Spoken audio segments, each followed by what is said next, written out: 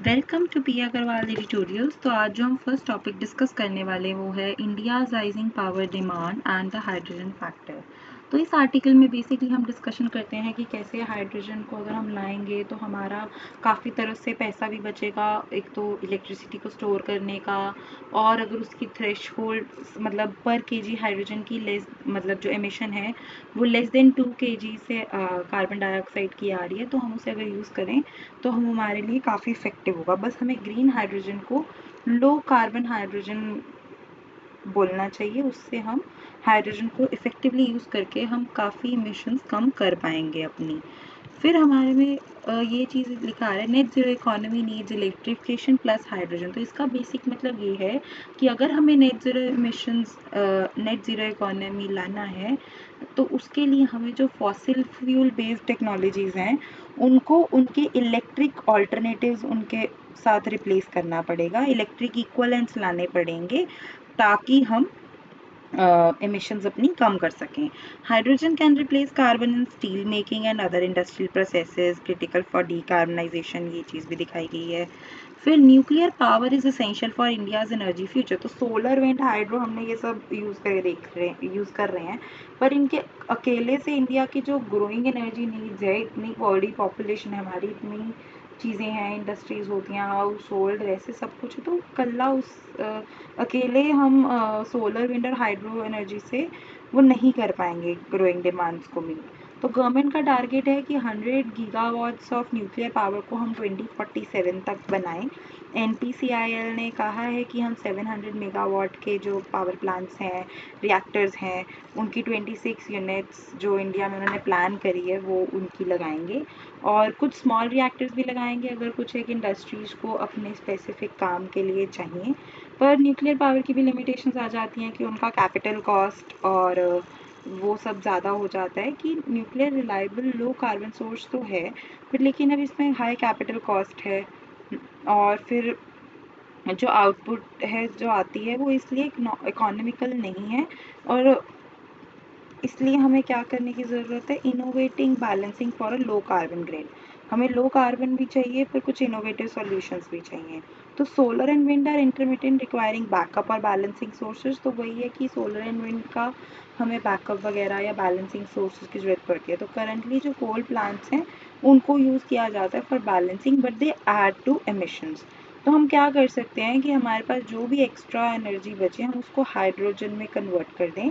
अगर हम hydrogen production करें और इलेक्ट्रिसिटी स्टोरेज उससे करें तो हम अपनी एमिशंस को कंट्रोल कर पा रहे हैं। Hydrogen production is a smart solution. क्यों? क्योंकि जो भी सरप्लस इलेक्ट्रिसिटी हमारे पास आई उससे हम हाइड्रोजन बना देंगे, फिर हाइड्रोजन डायरेक्टली इंडस्ट्रीज़ में यूज़ कर सकते हैं बिना उसको इलेक्ट्रिसिटी में कन्वर्ट किए। तो इससे क्या होगा, एक्सपेंसिव इलेक्ट्रिसिटी जो स्टोरेज है उसका खर्चा या फ्लेक्सिंग बेस प्लांट्स का खर्चा, ये सब कम हो रहा है। पॉलिसी रिकमेंडेशंस क्या है, रिवाइज हाइड्रोजन क्लासिफिकेशन। तो हम ग्रीन हाइड्रोजन की जगह अब हम बोलें लो कार्बन हाइड्रोजन, और हाइड्रोजन प्रोडक्शन और इलेक्ट्रिसिटी को हम साथ में लेके देखें कि उनका उससे स्टोरेज जो है वो इम्प्रूव हो रहा है, इकोनॉमी हमारी इससे बेटर होगी और ग्रिड फ्लेक्सिबिलिटी भी बढ़ जाएगी। सर्टिफिकेशन एंड एमिशन स्टैंडर्ड्स तो ये होने चाहिए कि पर केजी हाइड्रोजन की जो उससे जो भी एमिशंस आ रही हैं कार्बन का डाइऑक्साइड की, वो लेस देन 2 केजी होनी चाहिए। न्यूक्लियर हाइड्रोजन और रीन्यूएबल हाइड्रोजन जो है उनकी कंपेरेबल लाइफ साइकिल एमिशंस होना चाहिए। तो हमें डेफिनेशन बस ब्रॉडन करने की ज़रूरत है फॉर हाइड्रोजन एडॉप्टेशन।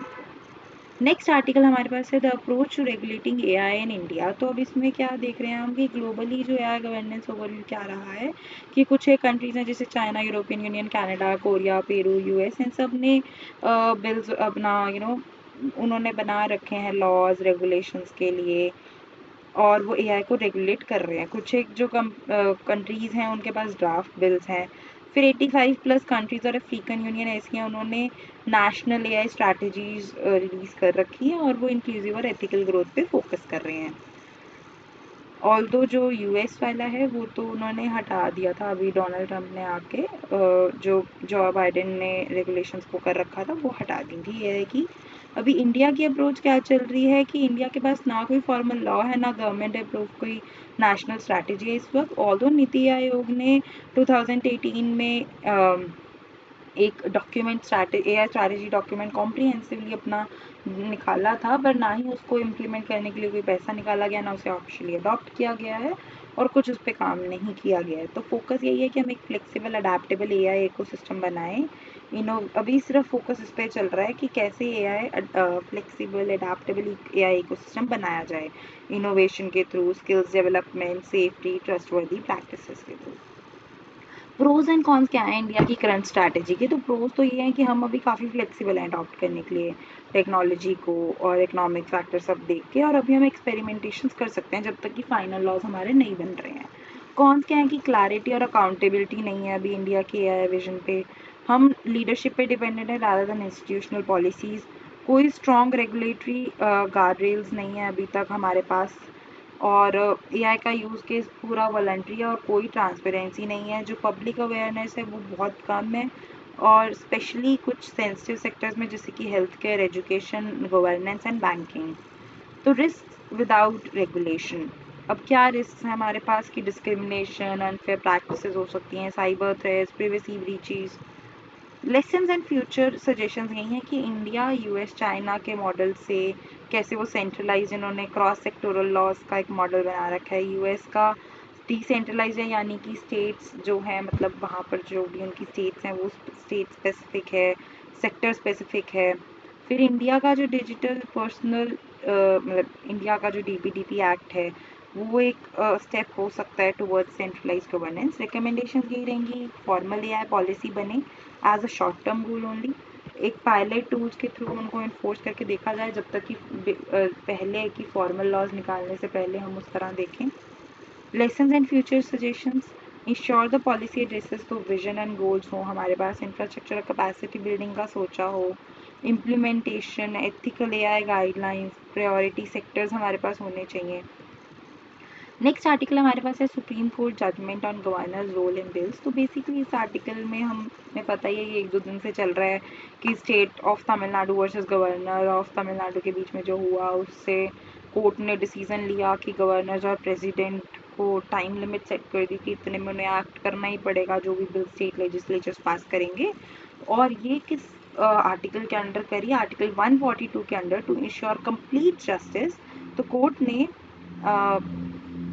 वो वाला आर्टिकल को यूज़ करके ये इंश्योर किया कि जो लेजिस्लेचर्स विल है, और वही एक तरह से पीपल की विल है, क्योंकि वो लोग डायरेक्टली इलेक्टेड थे लोगों के द्वारा, तो हम लोगों की विश को रोक नहीं सकते हैं। कोई भी नहीं रोक सकता इंडेफिनेटली, चाहे वो गवर्नर हो चाहे वो प्रेसिडेंट हो। फिर इंटरप्रिटेशन ऑफ आर्टिकल्स 200 एंड 201। तो हमें इससे पहले में ये देखना होगा, जो कॉन्स्टिट्यूशन है ना, वो हमारा एक स्टैटिक डॉक्यूमेंट नहीं है, वो ऐसा डॉक्यूमेंट है कि उसकी interpretation time to time judiciary देखती है, उसे पढ़ती है, करंट सिनारियोज के साथ समझती है, और उसकी जो इंटरप्रिटेशंस निकलती हैं उसके अकॉर्डिंग हम कॉन्स्टिट्यूशन को फॉलो करते हैं। तो आर्टिकल 200 में गवर्नर के रिलेटेड बताया गया कि उनके पास क्या असेंड, विद होल्ड, रेफर कर दें प्रेसिडेंट को, या इन सब चीज़ के रिलेटेड, बिल के रिलेटेड उनके पास पावर्स हैं। और आर्टिकल 201 में वैसे ही प्रेसिडेंट का बता रखा है। Judicial review over presidents and governors role. तो अब कोर्ट ने कह दिया है कि जो पहले एक इम्यूनिटी मिली हुई थी गवर्नर और प्रेसिडेंट के रोल को, वो नहीं है। अब वो अपनी उनके किसी भी डिसीजन पे जुडिशियल रिव्यू हो सकता है। Demand for reason decision. तो अब कोर्ट ने कहा है कि अगर आप उसको वापस भेज रहे हो, रिफ्यूज़ कर रहे हो बिल को, तो भी आप सिर्फ ऐसे ब्लैंकली नहीं भेज सकते, आपको बताना पड़ेगा कि क्या रीजंस हैं, क्यों आप भेज रहे हो। डीम डेसेंट, अगर कोई एक्शन नहीं लिया जाता रीजनेबल टाइम में, तो माना जाएगा कि हाँ जी जी वो पास हो गया है। बेस्ड ऑन प्रेसिडेंट्स, और कुछ प्रेसिडेंट्स जैसे कि अब शमशेर सिंह केस 1974 में भी कोर्ट ने यही डिसीजन लिया था कि जो लेजिस्लेचर का डिसीजन है गवर्नर को उसके साथ इम्प्लाई करना पड़ेगा। और BK पवित्रा 2019 केस, और इन दोनों रूलिंग्स को भी अलाइन करा गया है इस डिसीजन के साथ। क्रिटिसिज्म फ्रॉम सेंटर, तो सेंटर के लोग या केरला के गवर्नर कह रहे हैं कि ऐसे नहीं कर सकते, कोर्ट ने अपनी पावर से ज़्यादा काम कर दिया है। बट जो ऑथर हैं वो कहते हैं कि कोर्ट ने सिर्फ क्लैरिफाई किया है और कॉन्स्टिट्यूशन को सप्लीमेंट किया है, अमेंड नहीं किया है। नीड फॉर जुडिशियल रिफॉर्म्स, तो future constitutional cases should have, तो अब ये बात कही गई है कि एक तो छोटा होना चाहिए जो जजमेंट आती है। अब जैसे ये जो प्रेजेंट जजमेंट की बात हो रही है वो 414 पेजेस की है।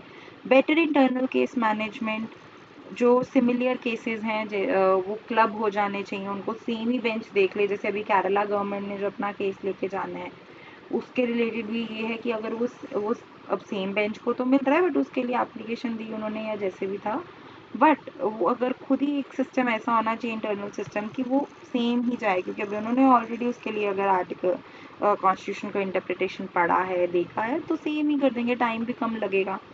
तो जो अब जजमेंट बेसिकली आई है वो एक तरह से it's a proclamation of democracy, it reasserts the legislature's authority and brings accountability to the constitutional functionaries. तो ऑथर का यही कहना है कि ये जजमेंट जो है बेसिकली ये डेमोक्रेसी को स्ट्रेंथन कर रही है और लेजिस्लेचर की अथॉरिटी और अकाउंटेबिलिटी ला रही है। So these were the 3 articles for today. Thank you.